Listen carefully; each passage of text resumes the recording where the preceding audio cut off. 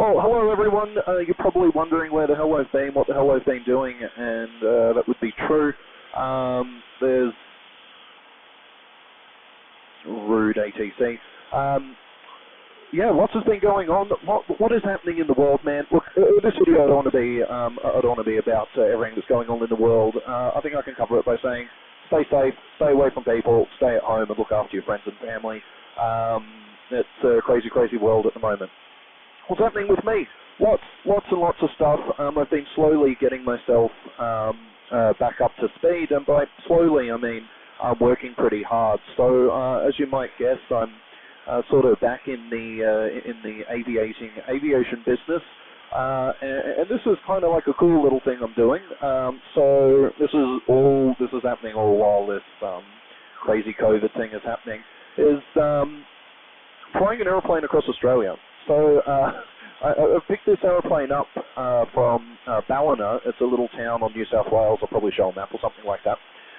And I'm picking it up for a customer. So I've been doing a little bit of engineering over in Perth, but working for myself. I have been working for Northern Air Services, and I still am on a casual basis.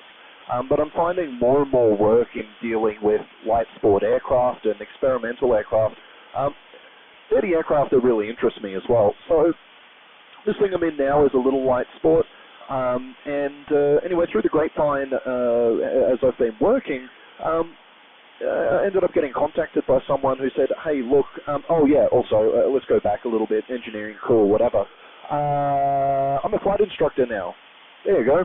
I'm a flight instructor now. So I've been working since about, well before September, but I've been working towards my flight instructor rating since about September. And over here in Australia, it's a fairly intense course. It's not just the 5-hour course that the FAA have. It's actually a 20 to 40-hour course in the classroom, and then it's about another 20 odd or more hours in an aircraft. So I've gone ahead and done that. I'm a flight instructor, so all those times that I was sitting around telling people what to do, now I've got a fancy piece of paper that says I can tell people what to do in an aeroplane. I don't know.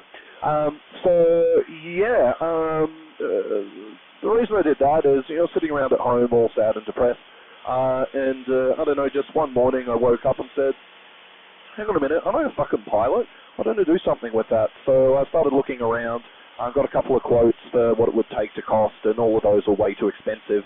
And then I found somewhere that would do it cheap, and they would do it relatively easily. It was a battle. That'll be another video. But point being, I'm signed off. I'm a flight instructor. So how this aircraft came about is I've been doing all this engineering work in Northern, and someone over there mentioned to one of their customers, hey man, I know this guy who's an engineer and is an instructor, and he passed it on to this gentleman who basically ended up calling me saying, look, I'm flying with this other aero club. It's costing me $600 an hour to fly. Yeah, real numbers, that's flying a 152, $600. He said, look, for me to finish my flight training, I could literally buy an aeroplane, so what do you think of an aeroplane? And he told me about this aircraft down in Perth, and it was a 2-stroke, high-wing, really slow aeroplane. Wasn't applicable for what he wanted. So I said, absolutely not, but it told me he was looking for an aeroplane. And then I got an email regarding this little thing here, and it was really cheap. And this airplane, it's called an Australian LightWing SP2000. There are only 11 of them in the world. This is number 11. Currently, it has 8.2 hours on the clock. I first flew it when it had 5.1. So it is essentially a brand new airplane, which is pretty cool. Powered by Rotax 912S. That's just the certified 100 horsepower thing.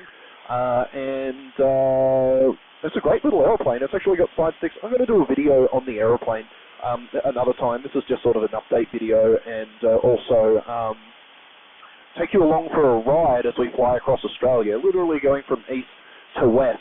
And I'm going to be dodging roadblocks and shit. Not really. Aviation is deemed as essential services, so I can pretty much do whatever I want. I got gloves, I got I'm not even kidding, I got sanitation wipes just here behind the aeroplane. I'm fucking ready to go, man. So it's like, I got I'm looking after myself as I'm doing it. The only thing I really need to touch is the fuel valve. And no, there is no autopilot on the aircraft. The aircraft is just that stable, and it's got a side stick, so again, another video. If you're interested, we're currently at 6,500 feet, and we're approximately about 120 nautical miles from the coast. I didn't do a video earlier because we're over all of this tiger country. By tiger country, I mean really, really, really angry mountains. And I really didn't want to be looking at a camera while I'm flying over mountains that could kill me. I actually had to climb up above the clouds to get over them. I would have been below the clouds, but then I would have been just a bit below the mountain tops. And I took some cool videos there. You could see there was actually some lenticular clouds over the top of the hills, which was really quite nice to fly over the top of. So I got some cool videos of that so you can see types of clouds. So yeah, pretty much this video is going to be me giving you small little updates. I've only got 30 minutes of recording on the camera.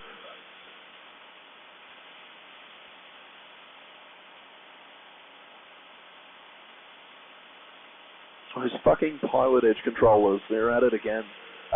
Yeah, AT.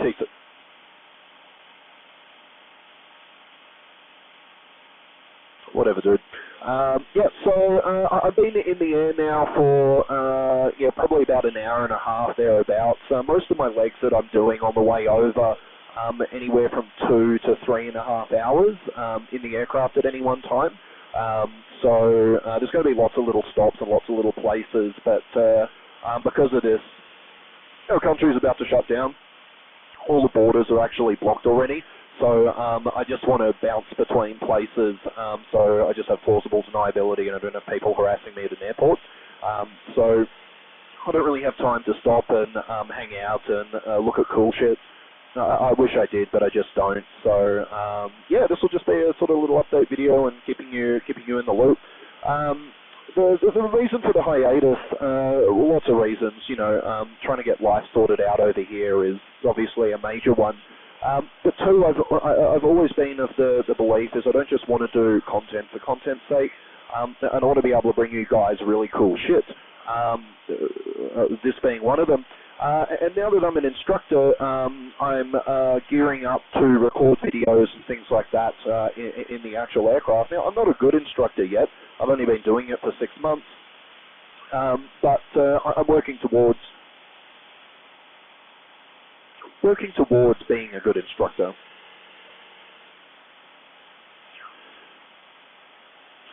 So that,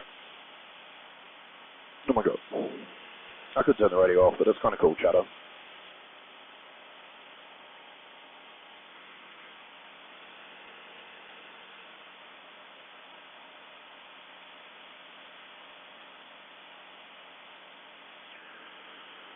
Flight training still exists over here.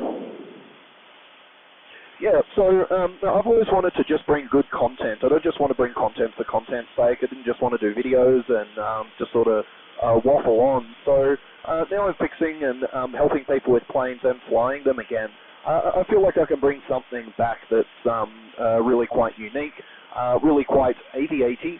And these things are cheap. They're really cheap to operate. I mean, we burn about 20 litres an hour. That's about 4 gallons an hour for you imperialists. I think that's a joke. I can't tell. So they're a cheap aircraft to operate, and I actually will end up having access to this aeroplane from the owner. So this could be a cool little plane that we'll do a whole bunch of videos in. But since I've been flying, what I've really been enjoying is jumping in and flying lots and lots and lots of different aeroplanes. I think so far I've probably flown six different aeroplanes so far already. And that's a lot of airplanes. I really like the challenge of jumping in and out of airplanes.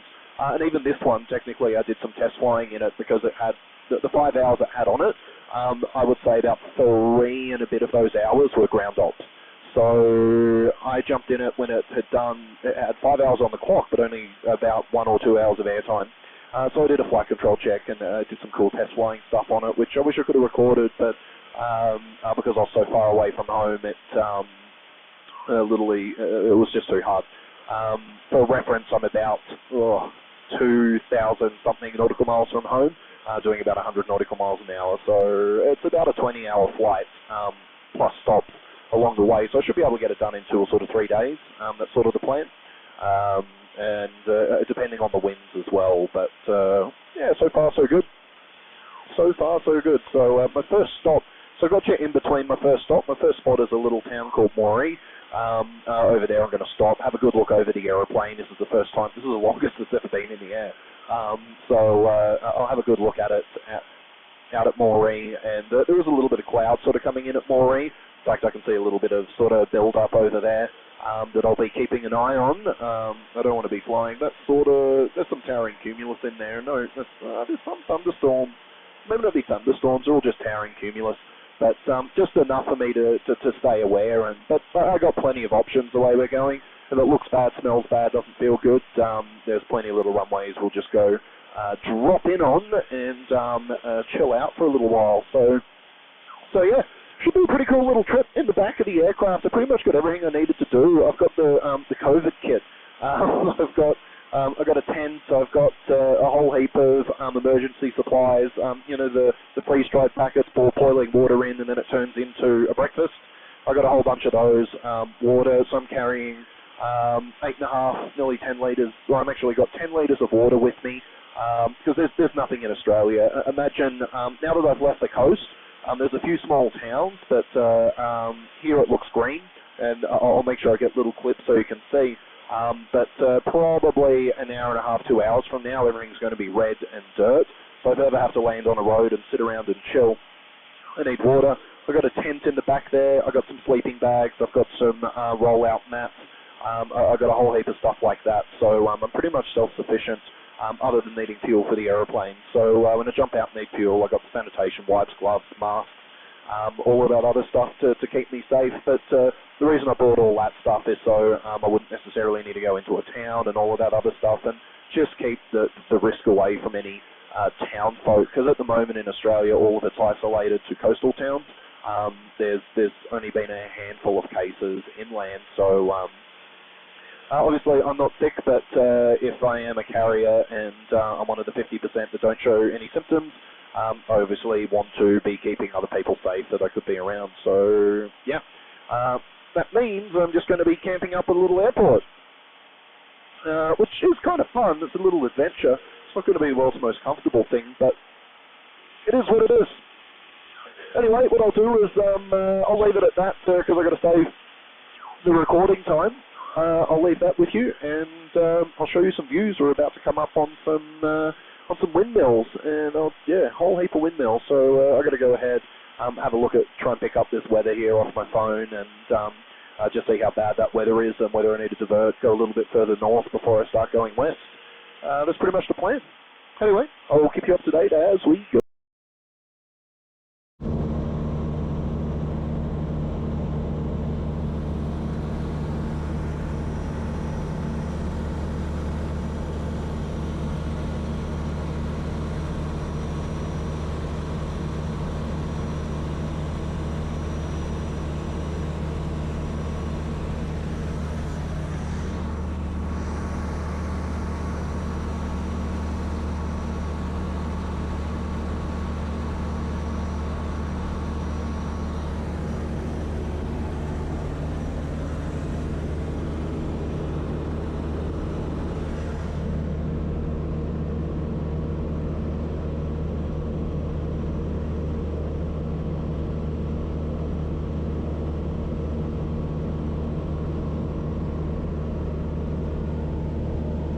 So here we are on the first morning, sunset just on first light. There it is, the sun's just popping up. I thought this would probably be a good time to actually let you see our little aeroplane from the outside. So yeah, this is the little guy that we've been in. Yes, it is small, but it's actually a bad looking little aeroplane. She's not a bad looking little aeroplane. So at first night, this was at Broken Hill. I stayed in that little shed right there. Nice little accommodation for $30 a night. You can see she's pretty quiet here at the moment, but yeah. So a little aeroplane all packed up, got my jerry cans in the back. Southern Cross on the side, so you can 100% be certain that it is an Australian aeroplane.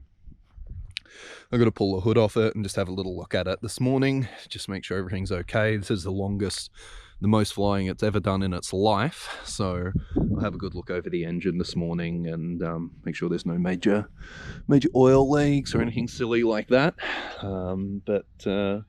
Yeah, this is a little guy here. Like I said, another video is coming where I'll do a full review over the thing, but this is us here, and good morning, I guess.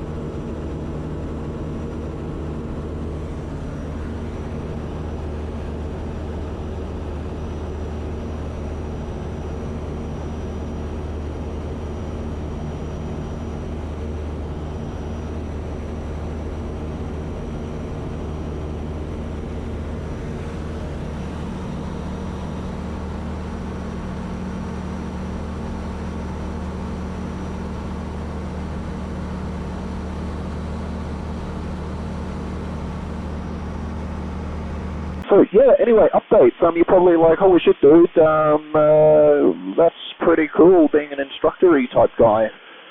Yeah, I was talking to Zoe last night, and she mentioned it's like, I hope it's not lost on you. And I said this in the last little clip that give this a year ago, I would have, or even 2 years ago, I would have killed for an opportunity like this. And here I am with an aeroplane full of gear myself, and literally transporting an aircraft across an entire country. I've driven the country, look, it is dawning on me, but at the same time, I'm very mission-orientated. It's really weird. It's not really weird. It's like I'm very mission-orientated. So, like, I'm enjoying what I'm doing, but I'm also really focused on my one little engine that I got and my 2 little fuel tanks, and the weather and all of those other things. So, and I'm not giving myself really any time because I don't have time to stop and enjoy things. COVID's locked down, all of these other things. It probably is in the top, I would have to say, probably top 2 things, coolest things I've ever done. Top 1 obviously being a Spitfire. Number 2 probably flying across Australia. So, haven't got there yet, I haven't got there yet. Had a few little issues with the aeroplane today. In the walk around, I found the right-hand flap bolt was loosey-goosey. I moved the flap up and down and moved a whole bunch. I'm like, that won't do. So I had to remove the split pan, tighten it all up, do all that stuff. The advantages of being an engineer while I'm flying along. It's I guess why I'm getting paid to do this. So yeah.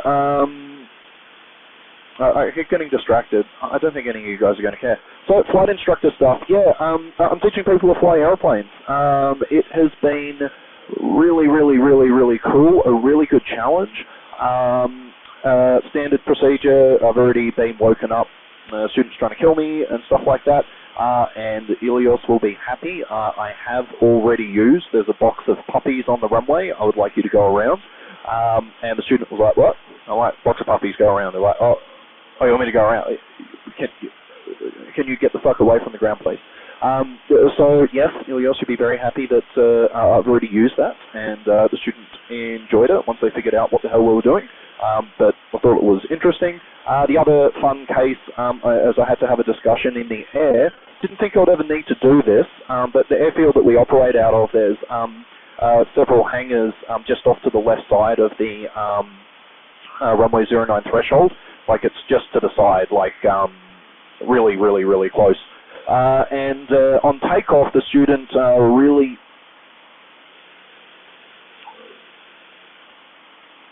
was never using the enough right rudder. So every time we would lift off, the aircraft would, oh, okay, thank you, little bump there, waking me up. The aircraft would roll to the left, go to the left of the runway, and he would just keep climbing out and accept it, and literally flying at buildings. So I had to have a discussion with my student that in an aircraft, we try and not to fly at buildings and hangars. I think for 4 circuits, I had to tell him every takeoff, do not fly at buildings, do not fly at hangars. And please no fucking jokes. If you do, I'll ban you.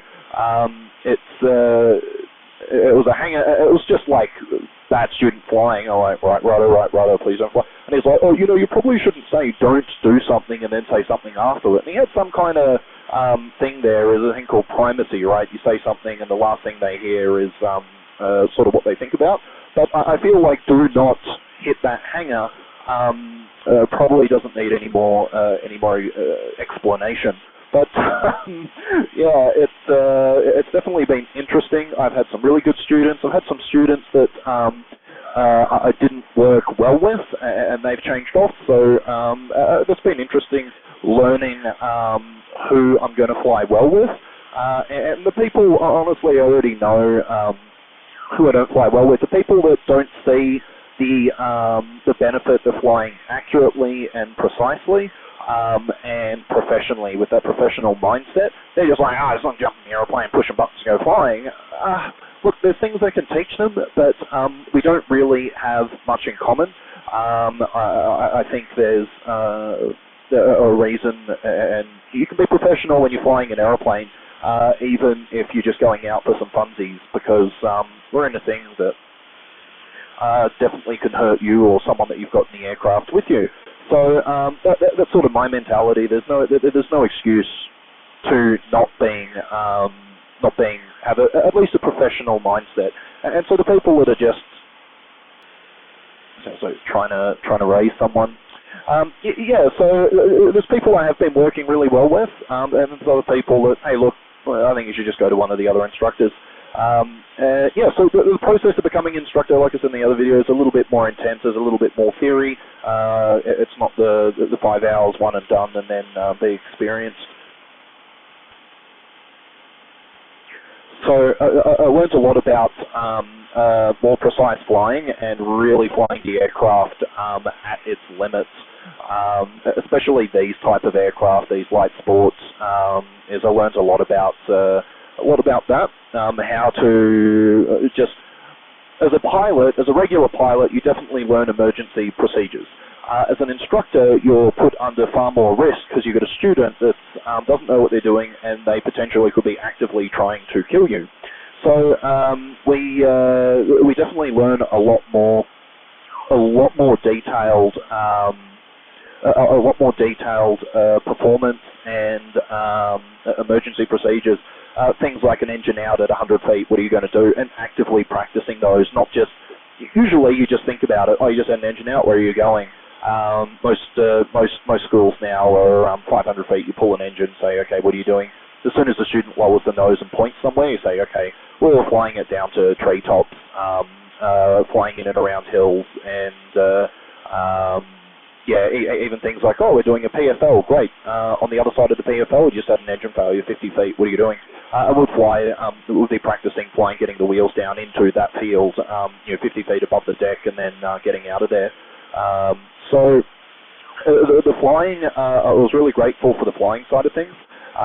The flying side of things was really good, and even just engine out on takeoff, 200 feet, the impossible turn.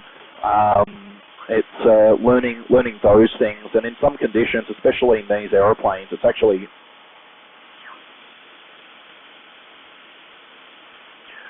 a really safe maneuver, as long as you know what you're doing. Again, speed is life. The thing is with these type of aircraft, they're very low inertia, so you run out of speed very quickly, but that also means that they're very light in the air. So any kind of wind that's there actually helps you. So one day, as I was saying, the cool content I'm trying to produce is we'll go ahead and we'll grab an aeroplane, we'll start demonstrating some of these things. For demonstration purposes only, if you're a pilot, I don't want you doing any of these things unless you actually sit in the seat beside me and I've taught you them. So yeah, it'll be interesting to show you some high performance flying and really accurate flying in the aircraft, because when the noise up front starts going quiet, you've got to be accurate, and if you're not accurate, you're going to be a ball or you're going to rip some wings off. And frankly, I don't mind doing a transition of ownership to the insurance company. That's not my greatest concern at all. So yeah, there'll be some really cool videos showing that stuff. I'm going to eventually talk to some students and see if they're happy with having a camera put up, and I'll grab another camera or two and do some stuff like that. And it's not just to show. I don't want to do that stuff as, oh, look at me, I'm a fucking super pilot guy. I'm not. For me, it's actually, it would be a really good thing for me to debrief myself to become a better instructor.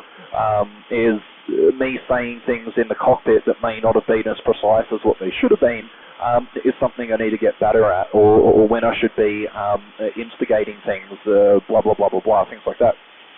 So for me, it's, as an instructor, it's not like, a lot of people think, oh, the instructor knows everything and they just do everything, they're good at everything they do. For me, I know that I'm not very good yet, and I want to practice being good. So the debriefing in the videos are not going to necessarily be for the student, saying, hey, look at this student. It's actually going to be for me, how I can be a better pilot. So I think some recordings like that and a debriefing and a stream would be really valuable for me. I would really, really like that. So, but I've got to have some students that are willing to do that and all that other stuff. So, yeah, that's sort of the plan forward. Fitting that in with the engineering and the flying, obviously, is going to happen. I've been in the process of moving, and now there's a chance I'm going to be moving again in the next few months. So my life has been inside out, upside down, but the flying side of things has been where my focus has been, because this is what I want to do. Because this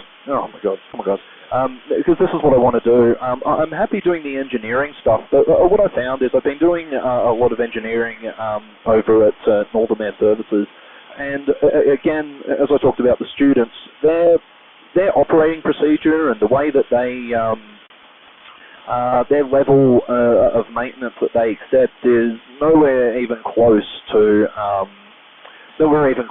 where I personally would set my standard of being an engineer. And so it doesn't really work for me. I get there and I do these things, and they basically want to put sticky tape on the airplane and kick it out the door. And for me, that's it's just not me, right? Like I'm more. I'm not a perfectionist when it comes, but there's things that you need to do right, and then there's things that you can let go. But the thing is what they do is they're more likely to let things go than fix them, just because students, owners don't really want to necessarily pay for it. And that kind of mentality, it's not what I want. It's like I want to do it properly, and I'm happy to do things over an extended period of time, of course. But it just what they do and the type of aircraft that come in. These aircraft have got tens of thousands of hours on them. They're used for mustering and flying around properties, and the standard operating procedure here in Australia is if you own an aeroplane and you have, you know, 100 hourly or a 50 hourly, the standard operating procedure here, and I mean standard, there's people that extend this, is that let's say you have 100 hourly, is most people double it. So they'll say, well, instead of doing 100 hourly, I'll do it at 200 hours. Instead of doing a 50 hourly, I'll do it at 100 hours. And these guys there, they kind of accept that. They know that that's what happens, and so they allow it to happen. I mean, they've had stories of aircraft coming in that have done 2,000 hours in a year, and they've come in for their annual inspection. And it's like, I would ground the airplane. If that was me, I'd like, come on, dude, you having a fucking laugh, eh? Absolutely not. It's not even close to being okay. So, like, if you were over a couple of hours, okay, but at least change the fucking oil, hey? So, they're the kind of aircraft that show up. Maybe not 2,000 hours, but they're definitely a lot more. And even things, we do a lot of stuff on air tractors and thrusters and things like that with nice PD6s in the front end. And those things, they're not as bad, but they're rust buckets, and they occasionally, the owners occasionally spend money on them because they're commercial aircraft, but a lot of the time they're, again, let's do minimum. And even here in Australia, we have a service board, and for PT6s we can actually double the time on the engine, and that's okay. The PT6 is a very reliable engine, but getting nearly 8,000 hours out of the PT6. A lot of people say, oh, the Garretts are really good. They've got a standard sort of 8,000 hour TPO. The PT6s are doing 8.2, 8.4 before they go, and you just do a hot section inspection mid-life. Well, our mid-life, it would be your end of life. So we definitely have a different standard in Australia for operating, and it's a little outside my comfort zone. It's more the airframe, the lack of airframe maintenance and engine maintenance that I don't like. And it's so outside my wheelhouse and what I'm comfortable with. I've just been distancing myself away from that Northern Air Services work. So I've been trying to transition into this flight training thing, and I haven't even started advertising. I've been doing maintenance work on these light sport aircraft. One flying school already employs me, and the other, so one employs me as an engineer, and I'm doing sort of contract work flying. The other one, I'm doing more flying than I am doing working, because the owner is also a maintenance authority on these aircraft. So I'm not doing as much work on those aircraft. But that's how this aircraft arrived, is I'm having more and more people just through word of mouth just call me up and say, hey dude, I hear you doing stuff on these airplanes, can you come have a look at it? I'm cheap, but I'm also good at what I do, and I'm accurate in what I do, so I just had a look at a J3 Cub. Feels bad, man, because the first thing I did when I looked at it was ground it and tell the guy he needs a new engine, because the person that had been looking after it for the last 5 years never did any work. I found a crack on the cylinder head and a crack on the inside of the valve, and I mean, the engine probably would have kept going, but it's an original J3 Cub, and at some point, you can land that thing almost anywhere, but the owner wanted to be able to fly the thing pretty much in and out of Australia, like all around, and go into some remote areas. He ain't doing that with a cracked head, and I just said to him, like, looking for, just, the head's cracked, I don't know what you want. So I'm dealing with lots of owners bringing me their aircraft, and then having to be like, hey man, the person that you used to pay did a really crap job, sorry, and I'll try and help you as much as I can, but yeah, here's some rain over here. I wanted to give you a little look outside for a while. A little bit of a rain cloud over there to my left, just over that hill line, but you can see my track, there's nothing over there. It's all to my south. And it's all just really high level clouds, so even if I was close to it, there's no real winds now. Well, there's winds, but it's fairly consistent.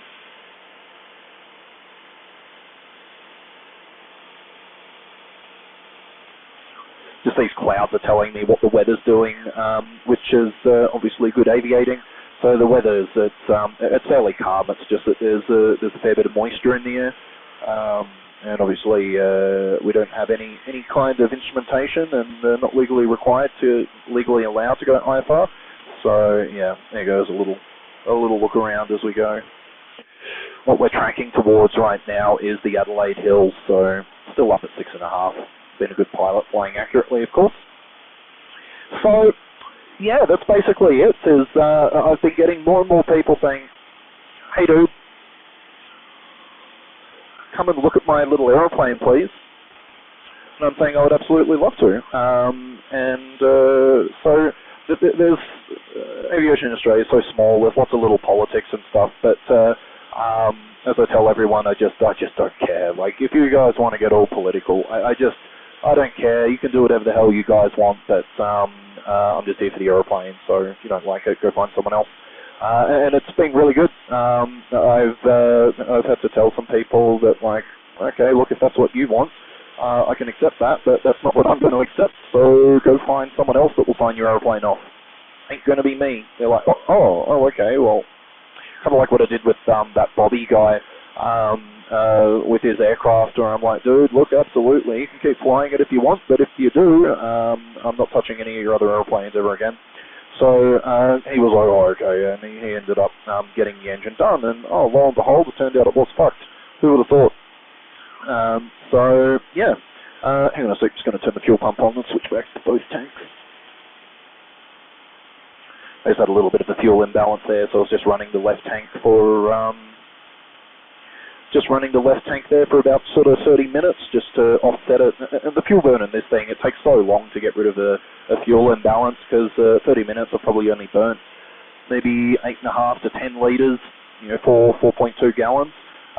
So, that weighs 3 kilos to get that. But it just means that an imbalance isn't that big of a deal of weight, and the fuel is really inboard of the wing, so it's not any real concern.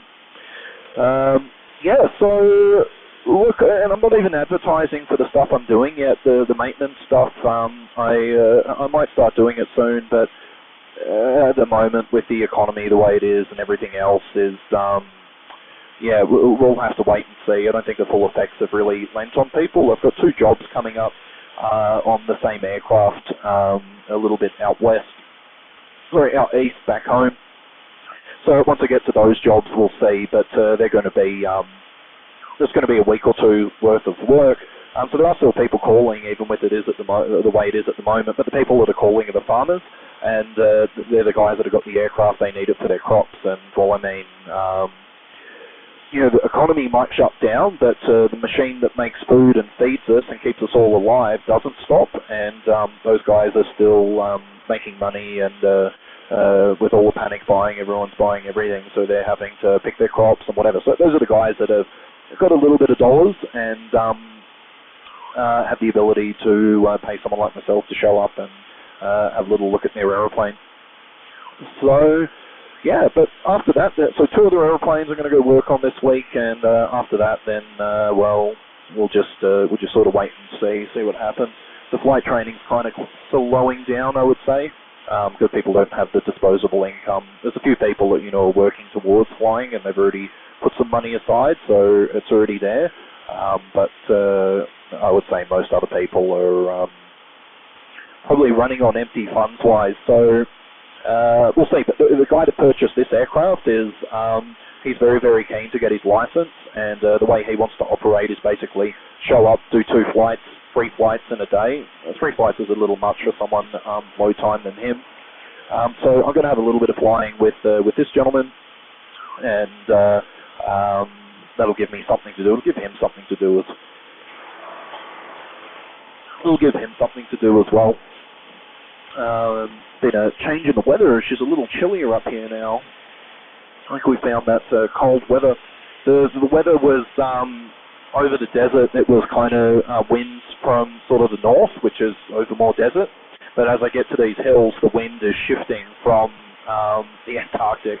So and it's blowing from the Great Australian Bight, that bit in the bottom there. So I just felt that temperature change, hence the sneeze, and that's probably why that cloud's over there and the water and weather's there. Temperature change. So, yeah, anyway, I'm going to keep tracking. I'm going to have to start focusing soon with these Adelaide Hills.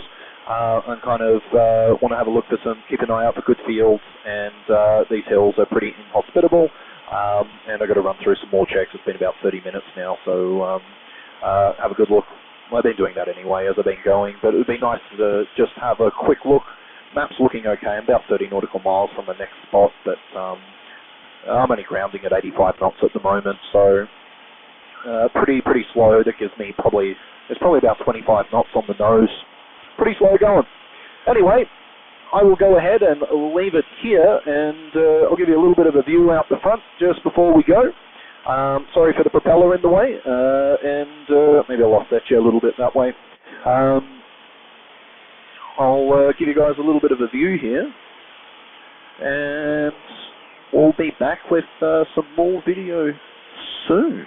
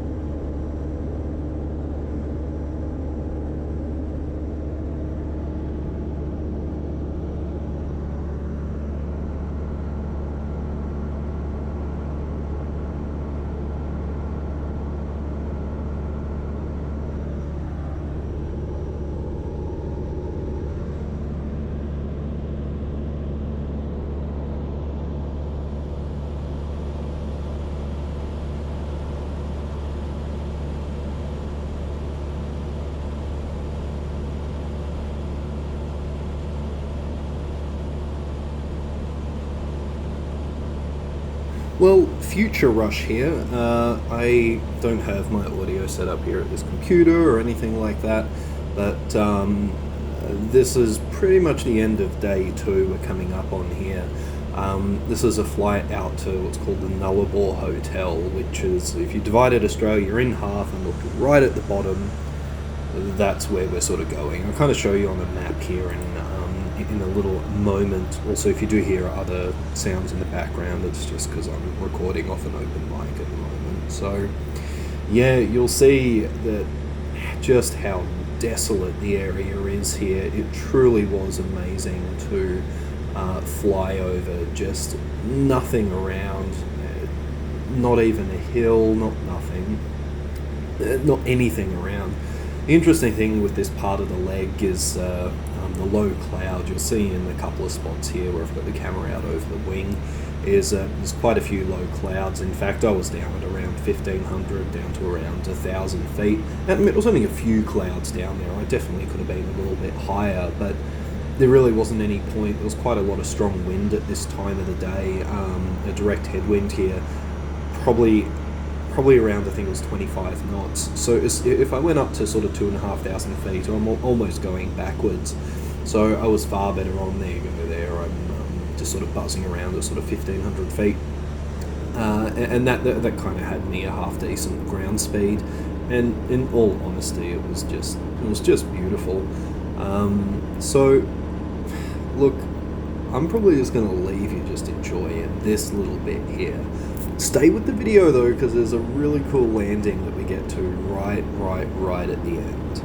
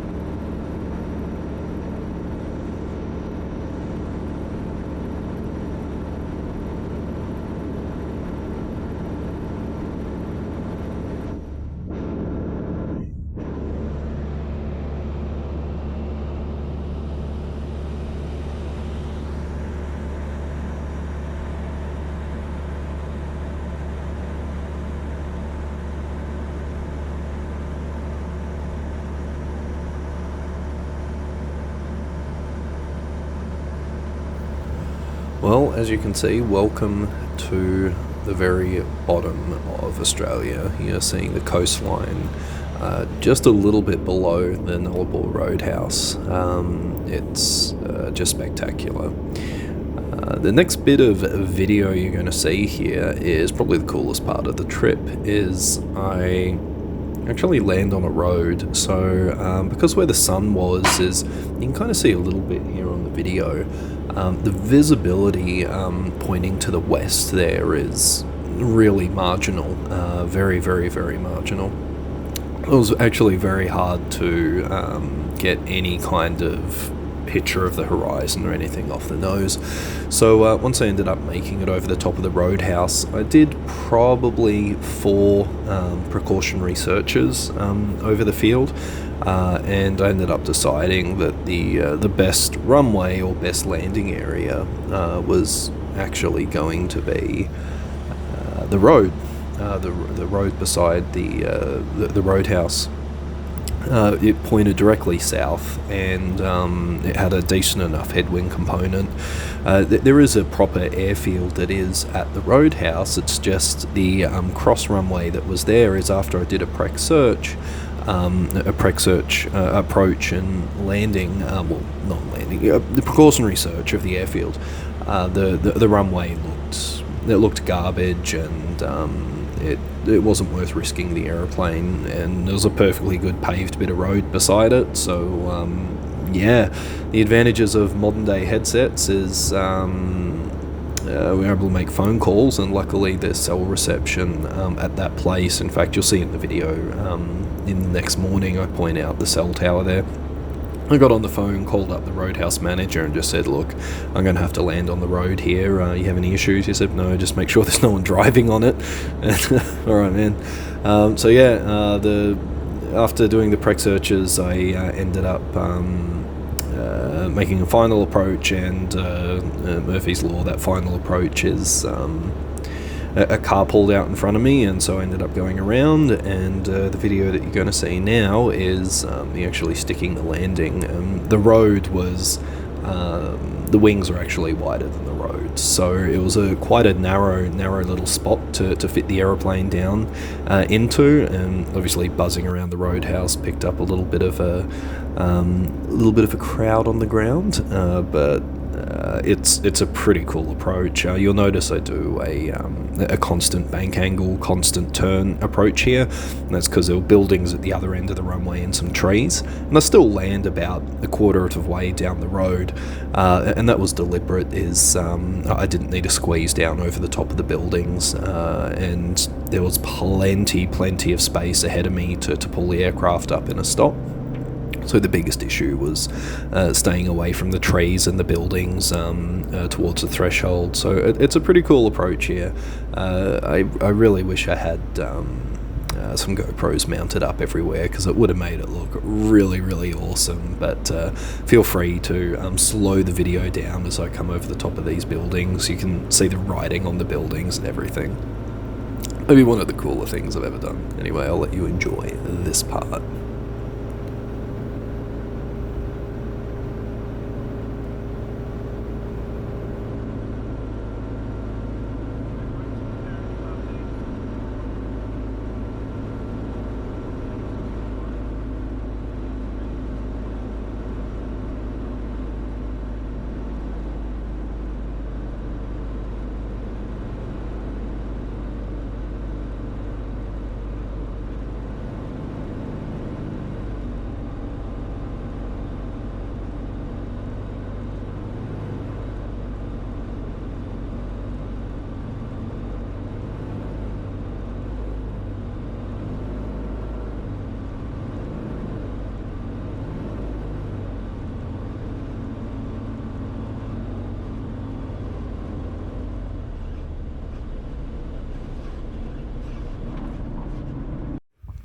And just some still images here of the aeroplane looking pretty. And yeah, that's how we get fuel in the outback here, is we just pull the aeroplane up to the local Bowser and jam some fuel into it. So there's one little video here at the end of the next day, and this will pretty much be it for part 1. I hope you enjoy the update and the video and the content and the cool flying. Enjoy.